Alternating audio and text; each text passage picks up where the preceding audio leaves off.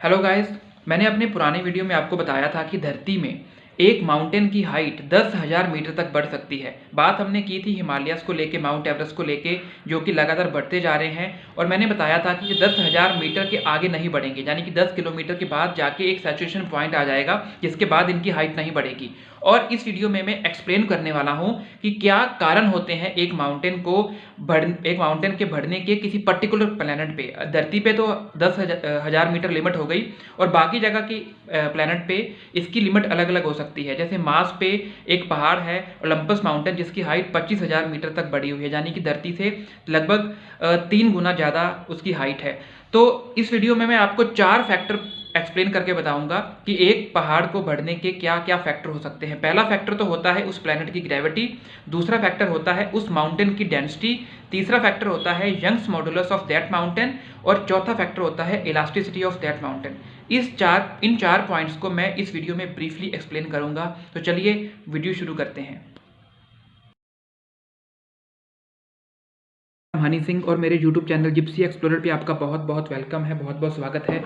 दुनिया की सबसे youngest mountain range Himalayas continuous बढ़ते जा रहे हैं, और उस रेंज के हाइट के बढ़ने का कारण है the collision between two plates. आज से 5 करोड़ साल पहले, यानी कि 50 मिलियन ईयर्स पहले, जब यूरेशियन प्लेट आज का जो चाइना का पार्ट है, और इंडियन प्लेट जब एक दूसरे से टकराए थे, उस टकराहट की वजह से हिमालय की उत्पत्ति हुई थी। तो 5 करोड़ साल से अब तक हिमालयस जो हैं वो ऊपर उठते जा रहे हैं, और ये दुनिया के सबसे जवान यानी कि सबसे यंगेस्ट माउंटेन है, जो कि अभी तक पूरे जवान नहीं हुए हैं। अभी और कुछ लाखों साल लगेंगे इनको जवान होने में, तब जाके ओल्ड होंगे, तब जाके ये डिस्ट्रॉय होंगे। तो बात करते हैं हिमालयस की, और हिमालयस से बात करेंगे माउंट एवरेस्ट की। माउंट एवरेस्ट जो कि हिमालय की एक चोटी है। पिछले कुछ दिन पहले माउंट एवरेस्ट को फिर से मेजर किया गया।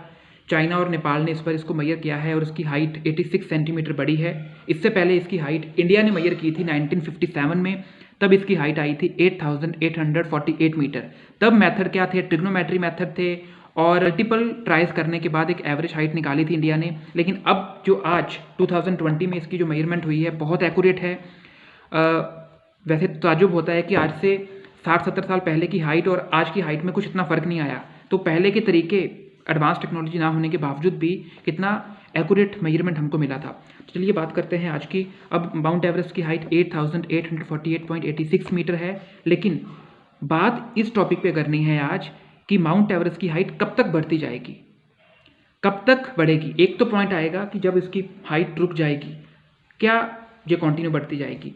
तो इसका आंसर है कि माउंट एवरेस्ट की हाइट एक लिमिट तक बढ़ेगी, लेकिन एक लिमिट में जाके रुक जाएगी, और उसका आंसर है 10,000 मीटर इसका मैक्सिमम पॉइंट हो सकता है। उससे ज़्यादा ये बढ़ नहीं सकती।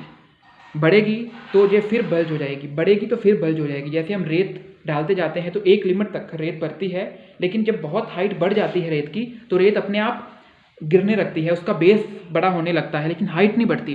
तो हर चीज़ का एक सैचुरेशन पॉइंट होता है। धरती पे कोई भी पहाड़ 10,000 मीटर से ऊपर ग्रो नहीं कर सकता। उसके पीछे का कारण मैं आपको बताता हूँ। उसके पीछे का कारण ये है कि अर्थ की अपनी ग्रेविटी है। अर्थ हर चीज़ को अपनी तरफ खींचती है। जहाँ जो चीज़ अर्थ के ऊपर पड़ी हुई है वो अपने से बांध के रखती है। तो सबसे बड़ा फैक्टर आता है माउंट एवरेस्ट की हाइट एक लिमिट तक बढ़ेगी, उसके बाद रुक जाएगी। उसमें आती है ग्रेविटी। अर्थ की ग्रेविटी क्या है? 10 मीटर पर सेकेंड स्क्वायर। दूसरा आता है density of a particular mountain. वो माउंटेन की डेंसिटी का मतलब होता है कि अगर कोई चीज़ बहुत भारी है तो उसकी डेंसिटी बहुत ज़्यादा है, अगर कोई चीज़ बहुत हल्की है तो उसकी डेंसिटी बहुत कम है। अगर एक रुई का पहाड़ हो वो बहुत ऊपर जा सकता है, लेकिन अगर एक लोहे का पहाड़ बनाएं तो वो ज़्यादा ऊपर नहीं जाएगा। तो डेंसिटी मैटर करती है। तीसरी सबसे इंपॉर्टेंट एक साइंटिफिक टर्म है, वो है यंग्स मॉडुलस। यंग्स मॉडुलस किसी माउंटेन का डिपेंड करता है कि वो कितनी हाइट तक जा सकती है।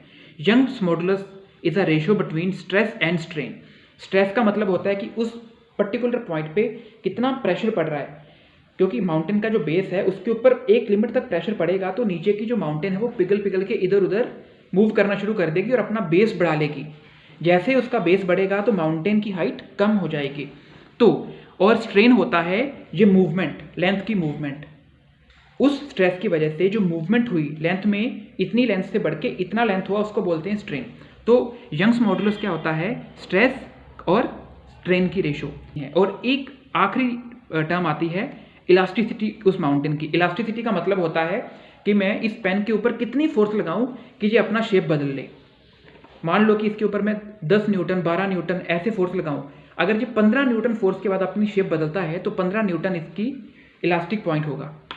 तो हर माउंटेन का इलास्टिक पॉइंट होता है कितनी फोर्स के बाद वो अपनी शेप नीचे बदलती है। आप रेत की सैंपल देख लो, आप रेत डालते जाओगे एक लिमिट तक पहाड़ बनेगा। अचानक से क्या होगा? ऊपर का पहाड़ टूट के नीचे गिर जाएगा, रेत ऐसे फैल जाएगी। वो इलास्टिसिटी की जो नीचे वाला पॉइंट है, बेस उस पर वो उसकी क्षमता खत्म होगी अब बाहर सहन करने की। या तो वो टूट जाएगी या फ्लो करके अपना बेस बढ़ा लेगी। इसी तरह माउंटेन्स रिएक्ट करती हैं। तो यही कारण है कि इस धरती पे 10 किलोमीटर से ऊपर कोई माउंटेन नहीं हो सकती। एक बात और बोलता हूँ, मार्स जो हमारी सोलर सिस्टम का एक प्लैनेट है, लेकिन इसके ऊपर ओलंपस माउंटेन, उस माउंटेन मार्स के ऊपर जो माउंटेन है वो सोलर सिस्टम का सबसे बड़ा माउंटेन है। उसकी हाइट लगभग 25,000 मीटर से भी ऊंची है। उसका एक ही कारण है कि जो मार्स है उसकी ग्रेविटी धरती से 3 गुना कम है, इसीलिए वहाँ का माउंटेन धरती से 3 गुना ज़्यादा है। तो बात इतनी करनी थी कि क्या लिमिट है कि इस धरती पे माउंट एवरेस्ट की हाइट या किसी भी पहाड़ की हाइट कितनी बढ़ सकती है। उसका आंसर है 10,000 मीटर। Thank you.